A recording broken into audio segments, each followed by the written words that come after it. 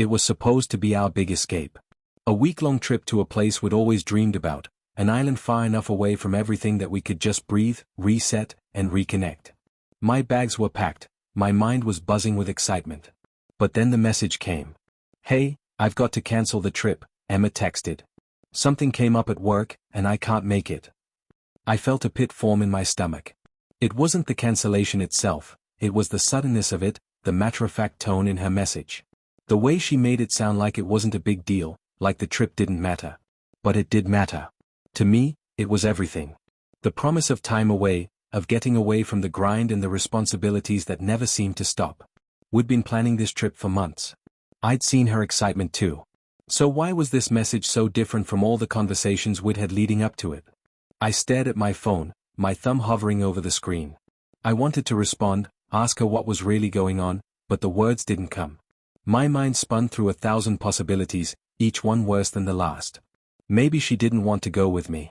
Maybe the trip wasn't as important to her anymore. But then I saw it. A second message came through a few minutes later, adding just enough weight to the situation to make my heart drop. "I'm going to be honest, I've been thinking about it. Maybe I need some time to focus on work, and you should go alone. Maybe it's better that way." The words were like a slap in the face, cold and cutting. It wasn't just the trip being cancelled. It was the fact that she was asking me to go alone, as if everything was perfectly fine. Was this really happening? Was Emma really asking me to go on a trip, by myself? I let the phone drop onto the bed, my mind racing. The last thing I expected was for her to give me this kind of ultimatum. I had no idea where this came from. Was it work? Was it something I didn't know? Or, was it something about us? I went into the kitchen and made myself a cup of coffee, my hands shaking more than I cared to admit. I had to figure this out. I couldn't just sit there and pretend everything was fine. I had to understand why she was acting like this. When Emma came home later that evening, she seemed distracted. I knew she had been working late again, her job always had a way of taking over her life, but tonight was different. There was something in her eyes, something that told me she wasn't just overwhelmed. There was more. Much more. I waited for her to speak first. And when she did, the words that came out of her mouth surprised me more than I could ever have imagined. I was thinking, maybe it's better if we just take a break from everything, including each other. It felt like the floor had dropped out from under me. I didn't know how to respond to that. My mind scrambled for something to say, anything to make sense of this. "Emma, what are you talking about?" My voice was hoarse, barely a whisper. She looked away, staring out the window. "I've been feeling distant. I think we need some time apart. Not forever, just enough time to breathe." I couldn't believe what I was hearing. A break? What did that even mean? We were supposed to be on the verge of something beautiful, something that would take us away from all the mess and the noise of our lives. Instead, we were facing this cold, distant version of her. It didn't make sense. None of it did. "I don't understand," I said softly. "A break? From what? From us?" She didn't answer right away. When she did, it was like the weight of the world was pressing down on her shoulders. I think I need to figure things out. I don't know who I am anymore, Alex. And I don't know if I can do it with you right now." The word stung. She was telling me she didn't know if she could be with me, not just now, but maybe ever. And worse, she was asking me to step back, to give her space. The woman I loved, the woman I had planned a future with, was telling me she needed to figure out if she even wanted me in that future. I wanted to scream, to shake her and tell her to snap out of it. But all I could do was stand there, numb. I didn't know how to fix this. I didn't even know where to start. "Emma," I said, trying to hold back the emotion threatening to break through. "I love you. I've always loved you. I don't want you to be alone in this." She shook her head, her eyes welling with tears. "It's not about you, Alex. It's about me." I could feel my chest tightening, a lump forming in my throat. "What does that even mean? Are you saying you don't love me anymore?" "No, it's not that," she whispered, barely able to meet my gaze. "I don't know what I'm saying. I don't know what I want." And just like that, the woman I thought I knew was gone, replaced by a stranger who seemed just as lost as I was. She didn't have the answers. Hell, I didn't either. But the worst part? She was asking me to step aside while she figured it out.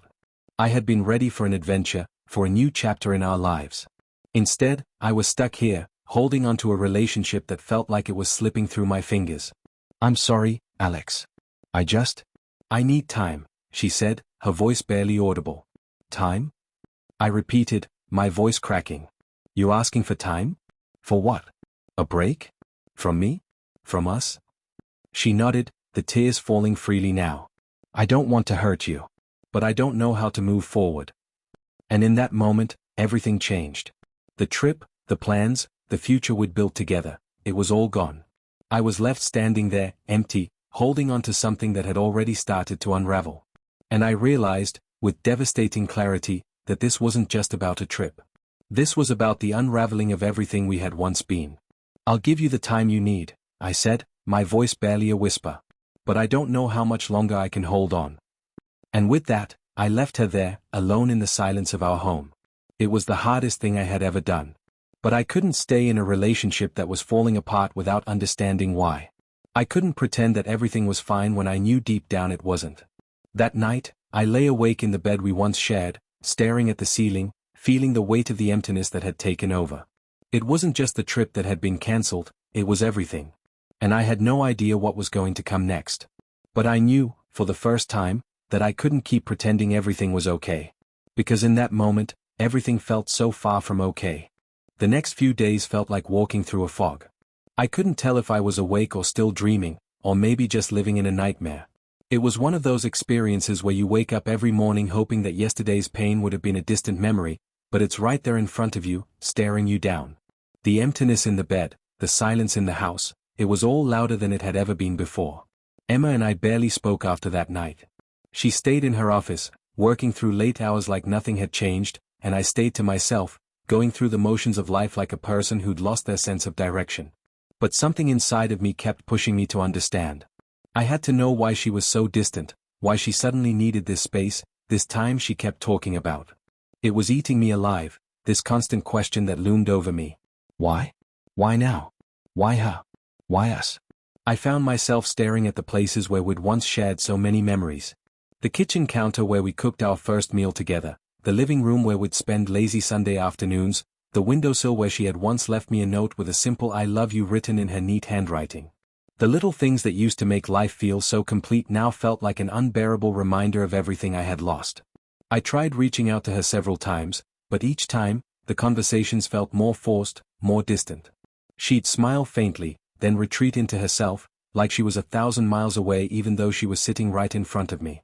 It was on the fourth day, as I sat in the quiet of our living room, that it hit me, something I'd been avoiding for days. There was another layer to this. The trip hadn't just been cancelled. The trip had been the trigger, the final straw. Something had shifted between us long before that moment. The distance had been building, quietly and subtly, over months, maybe even years. We had been so caught up in our lives, in our routines, in everything else that we forgot to pay attention to what we were becoming. We forgot to ask each other the simple question that should have been asked long ago, are we okay? I couldn't ignore the nagging feeling any longer. Maybe Emma wasn't just distant because of work. Maybe something else had happened. Something I wasn't seeing, or maybe wasn't ready to see. I made the decision then to give her the space she asked for, but with one condition, I had to find the truth. I couldn't keep stumbling around in the dark, waiting for her to come to some realization on her own. I needed answers, and I wasn't going to get them by sitting in silence. The next morning, I left for work early, leaving a note on the counter. It wasn't anything dramatic, just a few simple lines telling her that I understood she needed time and that I would respect that. But I also added one more thing, a small request that was burning inside me. Please talk to me when you're ready. Please tell me what's really going on. As the day stretched on, I found myself thinking more and more about the trip we were supposed to take. The trip that had suddenly seemed so impossible. I pulled up the details of the booking on my phone, looking over the dates, the confirmation emails, the itinerary, everything. It was still fresh in my mind. Every detail, every moment of excitement we'd shared when we were planning it. It felt like an entire lifetime ago. And then it occurred to me. Maybe this wasn't just about the trip at all. Maybe it wasn't just about her needing space or being overwhelmed by work. Maybe the trip represented something bigger, a turning point. A marker of the life we were supposed to be building together, and now it was unraveling. I couldn't stop the thoughts from swirling. What had changed? When did we stop looking at each other the way we used to? When did we stop caring about the little things, the moments of affection that used to come so easily? That night, Emma and I sat down for a quiet dinner. It was awkward, the silence louder than ever. She hadn't spoken much that day, and I wasn't sure if she had any intention of starting the conversation. But I had to try. "Emma," I said, my voice tentative. "Can we talk about the trip?" She looked up at me, but only for a second, before her eyes drifted back down to her plate. "I'm not sure there's anything to say," she replied softly. "I told you why I cancelled." "No," I said, shaking my head. "You told me why you cancelled. You didn't tell me why we're in this situation. Why you feel this way." Her fork clattered against her plate as she set it down, her expression guarded. "Alex," she said, her voice soft, but firm. "I told you. I need time. I need to figure out what I want, where I'm going. And I need to do that alone. You need to let me do that." The words cut through me like a knife. Alone? She was asking for space, for time away, and part of me wondered if that was what she really needed, or if she was just trying to push me away. But the look in her eyes made it clear that this wasn't just a fight. It wasn't a temporary moment of anger or frustration. This was something deeper. Something real. I sat there, staring at her across the table, unsure of what to say next. My stomach was tied in knots, my chest heavy with the weight of everything that had been left unsaid. All I wanted was to understand, to reach her, but she was slipping further and further away from me with every passing moment. Finally, I stood up, pushing my chair back so hard it scraped across the floor. I couldn't take it anymore. "I don't know what's happening, Emma," I said, my voice breaking. "I don't know if you want this to work anymore. I don't know if you even want me anymore." She didn't answer right away. She didn't have to. The look on her face said everything. She was confused, conflicted, unsure. But the silence between us said even more. It spoke of the years we'd spent together, building a life, only to watch it slowly crumble because we couldn't even talk to each other anymore. And as I walked out of the room, leaving her sitting alone at the dinner table, I realized something that terrified me more than anything else. I was losing her. And there was nothing I could do to stop it. The trip had been cancelled, but it wasn't just the vacation that was on hold. It was our relationship. Our future. Everything we had planned. And in that moment, I wasn't sure if anything would ever be the same again. I spent the next few days trying to make sense of the emptiness that had crept into every corner of our home. The silence felt so loud, so suffocating, I could hear it even when I wasn't thinking about it. It was in the way the coffee maker clicked on in the morning with no one to share a cup with, in the way the evening passed without the soft sound of her laughter or the comforting routine of her asking about my day. It felt as though I was the only one still tethered to the life we once had. Everywhere I looked, I saw reminders of what was slipping through my fingers. The house felt like a monument to the past. Our wedding photo on the mantel seemed like a cruel reminder of a time when we'd thought everything was invincible. The little things we'd collected together over the years, shells from our beach trip, a jar filled with ticket stubs from concerts, movies, and train rides, were all still there, gathering dust. It was as though we were living two separate lives in the same space, like roommates, except the emotional connection was eroding with every minute that passed. I found myself questioning everything. How had we gotten here? What had I missed? We'd both been so focused on our own lives, her work, my career, everything else that came between us. We had stopped communicating, and it felt like it happened so gradually that I hadn't even realized it was happening until we were already on the edge of falling apart. But deep down, I knew I couldn't let this happen. Not without a fight. I tried calling her again. I left messages, texts, anything I could think of to reach her. I needed to hear her voice, to understand what she was feeling. But the replies were few and far between, and each one felt colder than the last. I was getting desperate. I knew something had shifted inside of her, but she refused to open up to me, refused to let me in. And it was killing me. After a few days of this, I decided to do something I hadn't done in a long time. I made dinner. It was something simple, spaghetti and meatballs, the kind of comfort food we used to make together when life was easy, before everything started slipping out of our hands. I don't know why I thought cooking would make a difference, but there was something deeply comforting in preparing the meal, even if it felt like a futile gesture. When the pasta was ready, the meatballs browned and sizzling in the pan, I set the table for two. My hands moved automatically, as if I was on autopilot, but my mind was racing, wondering if she would even show up. Would she come to the table? Would she sit across from me like we used to, or would she pass by me as if I were a stranger? I sat there for a long time, waiting. The silence was unbearable. Eventually, she walked in. Her eyes were red, as though she hadn't slept much. She paused at the doorway for a second, her hand resting on the frame, her gaze darting around the room as if trying to figure out what to do. I couldn't read her. There was a guardedness in her expression I hadn't seen before, a distance that made my heart ache. "Dinner's ready," I said quietly, my voice more hopeful than I felt. "I thought we could talk about everything." She hesitated before walking over and sitting down, picking up her fork without saying anything. She wasn't even looking at me. She just started eating, her movements mechanical, as if she were going through the motions of something she had done 1,000 times but no longer cared about. The tension between us was suffocating. "I'm trying, Emma," I said, my voice catching in my throat. "I really am. I don't know what's happening to us, but I can't just sit here pretending everything's fine. I can't keep going like this." She set her fork down slowly, her gaze fixed on the plate in front of her, not meeting my eyes. "I know," she said softly, her voice distant. "I'm sorry, Alex. I'm just lost right now. I don't know what I'm doing. I don't know what I want." The words hit me like a wave, and for a second, I couldn't breathe. I had spent so many days trying to understand, trying to reach her, and now she was finally speaking. But the pain in her voice, the uncertainty, made my stomach twist. It wasn't the reassurance I had been hoping for. It wasn't the clarity that would make everything okay.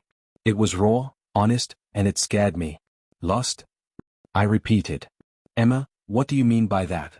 You're not the woman I married. You're not the woman I've known for so long. What's happened?" Her eyes finally met mine, and I could see the tears welling up in them, her lips trembling. "I don't know, Alex. I don't know what happened. She stopped herself, shaking her head as though the words were stuck in her throat. "I just don't know how we got here. I thought I had everything figured out, but now I don't even know who I am anymore." The raw vulnerability in her voice was enough to break me. It wasn't anger or frustration anymore.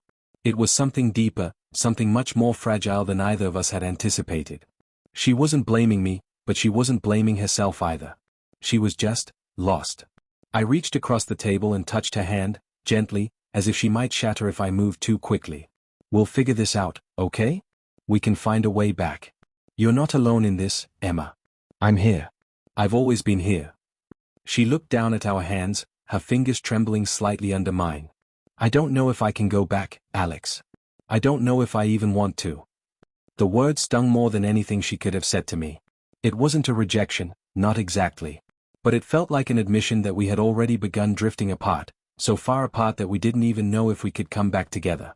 "I'm sorry," she whispered, pulling her hand away slowly. "I'm sorry for everything." The pain in her voice made my chest ache.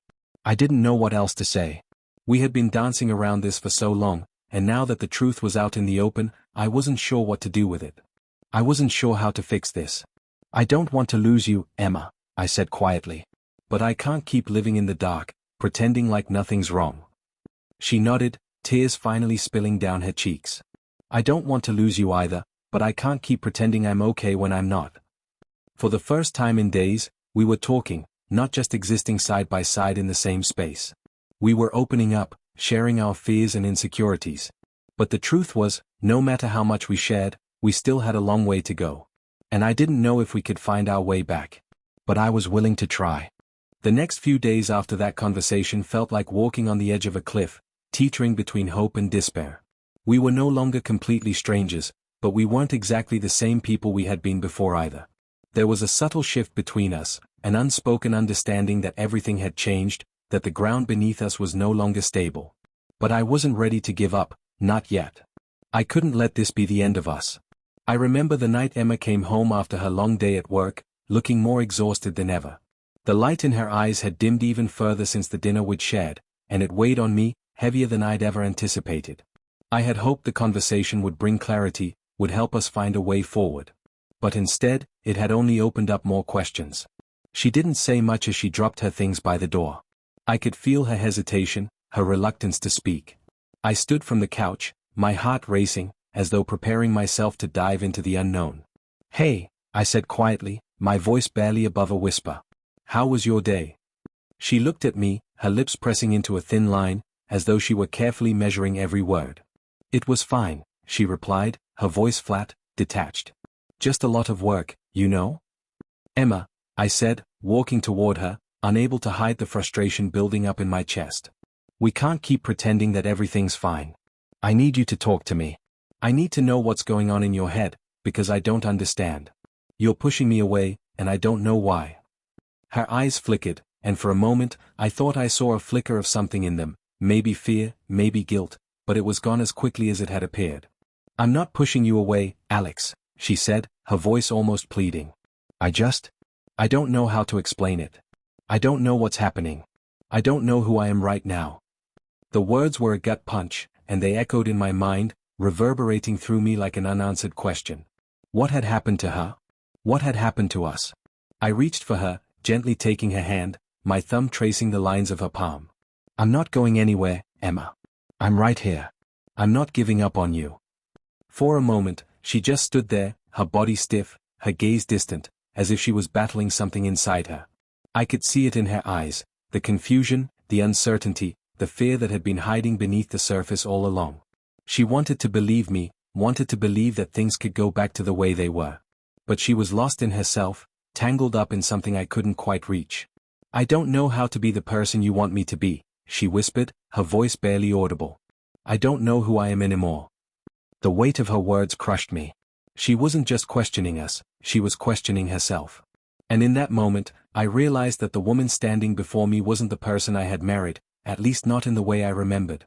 She was someone who had drifted so far from the woman I knew, a version of herself she was struggling to recognize.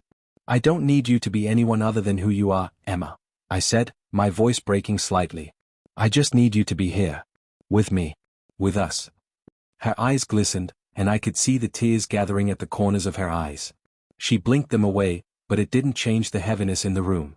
She was fighting something, fighting a battle inside her own mind, one I couldn't begin to comprehend. And I realized, in that moment, that I wasn't just fighting for her. I was fighting for both of us. For the life we had built, for the years we had spent together. But it felt like she was slipping away from me, like I was holding on to a shadow. "I need time, Alex," she said, her voice small. "I need to figure things out. I can't do this anymore without knowing who I am." "Then take the time," I said, squeezing her hand. "But don't push me away while you're doing it. I'm still here, Emma. I'm not going anywhere." She nodded slowly, and for a brief moment, I thought she might say something else, something more hopeful, something that would bring us closer again. But instead, she pulled her hand away and stepped back, her gaze dropping to the floor. "I'll be in the other room," she said quietly, her voice distant once more. I watched her retreat, her silhouette growing smaller as she disappeared into the hallway. The silence that followed was suffocating, the emptiness of the house swallowing me whole. I sank back down onto the couch, my hands gripping the armrest tightly, as though I could hold on to the fleeting sense of connection between us. But it was slipping through my fingers, no matter how hard I tried.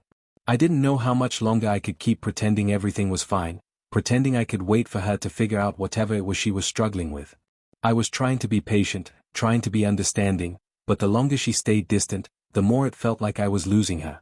That night, I lay awake in bed, staring at the ceiling, my mind racing with thoughts I couldn't control. I thought about the woman I had fallen in love with, the woman who had once made me feel like I was the only person in the world. I thought about the future we had planned, the trip we were supposed to take, the life we had built together.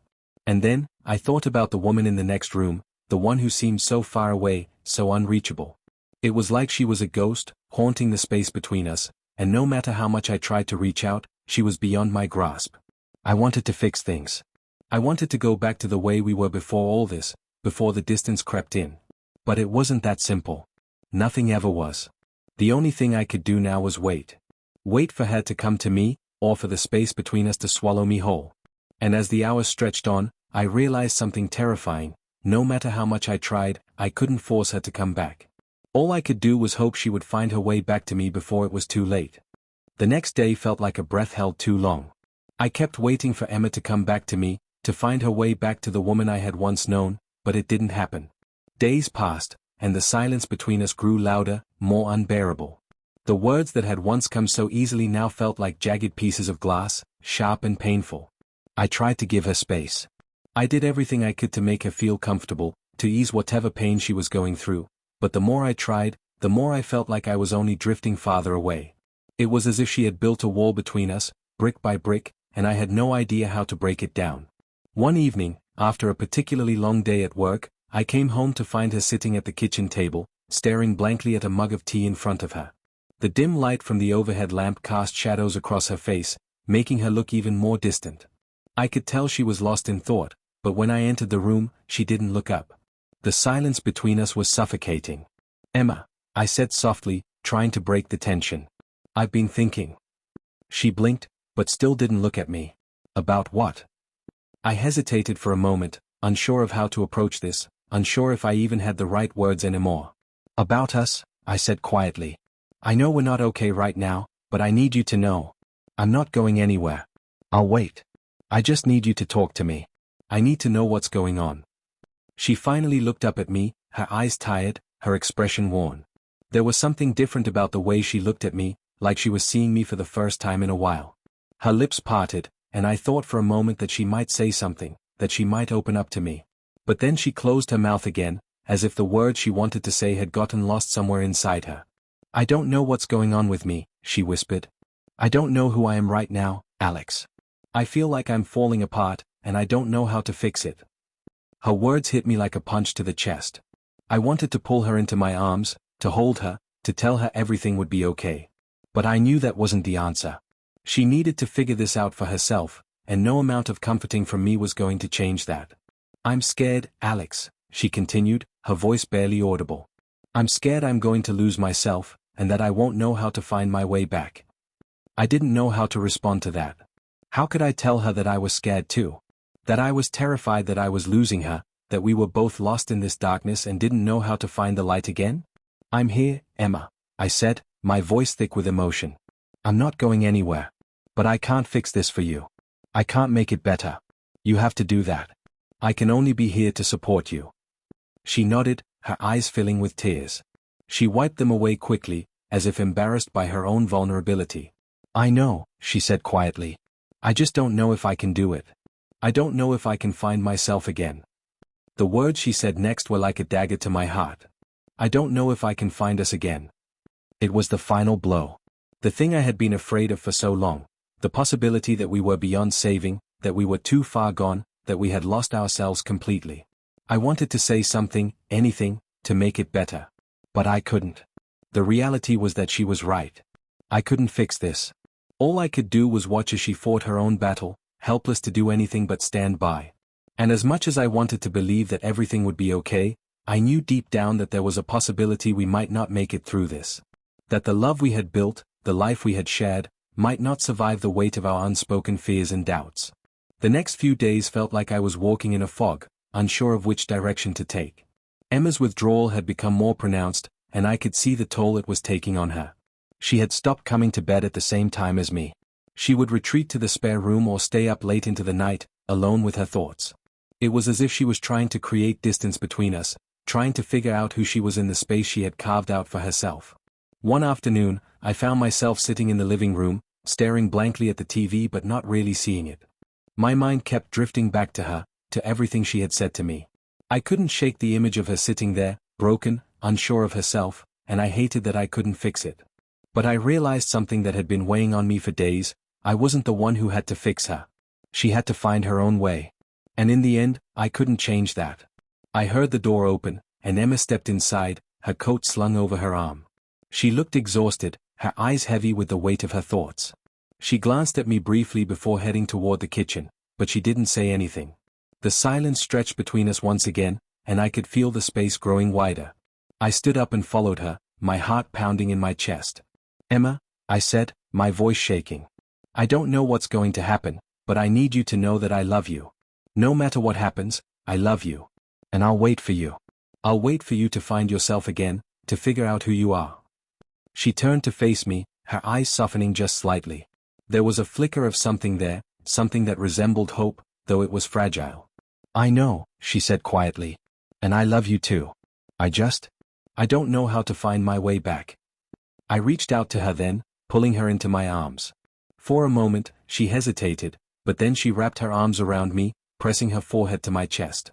I could feel the warmth of her body, the steadiness of her breath, and it was like a small piece of normalcy in the middle of all this chaos. "I'll be here," I whispered. "Whenever you're ready." And maybe that was enough, for now. Maybe the waiting was all I could do. But as I held her, I realized something I hadn't allowed myself to fully understand before. Even if we didn't have all the answers, even if things were uncertain, we weren't completely lost. Not yet. We still had each other, and that, at least, was something worth holding on to.